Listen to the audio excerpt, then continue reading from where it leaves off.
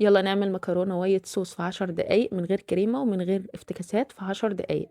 في حلة على النار هغلي مية وهحط فيها معلقة من الملح، طبعا الملح حسب الرغبة. بعد كده هنجيب كيس من المكرونة، طبعا أي مكرونة انتوا تفضلوها. أنا استعملت هنا مكرونة الملكة. هسيب المكرونة لحد ما تغلي، وبعد كده طبعا احنا مش هنخلي المكرونة تستوي تسوية كاملة، يعني تكون بتقطم كده. بعد كده المكرونة استوت هصفيها. في حلة على النار نزلت بمكعب كبير من الزبدة وعليه معلقتين من الزيت، ونزلت عليهم ب5 معالق كبار من الدقيق.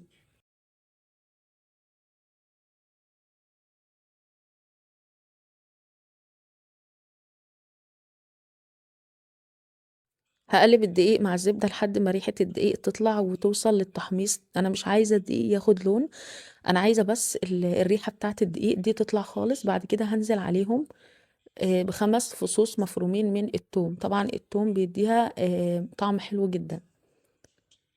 طبعا انا مش عايزة برضو التوم يحمر، انا عايزة بس المكونات ريحتها تطلع. بعد كده نزلت عليهم بكوباية من مية سلق المكرونة، طبعا ديت هتساعد ان القوام يبقى حلو معانا. بعد كده هقلب، وبعد كده بقى هنزل بباقي المكونات، طبعا الحليب. انا هنا وطيت النار خالص ونزلت بكوبايه من الحليب وقلبت. طبعا لازم مع كل خطوه بضيف فيها السوائل، نقلب كويس علشان القوام ما يكتلش مننا. بعد كده بقى هنزل بباقي المكونات، فلفل اسود، وحطيت بهارات فراخ طبعا حسب الرغبه، ممكن تحطي توم بودره وبصل بودره وبابريكا، باي حاجه يعني براحتك.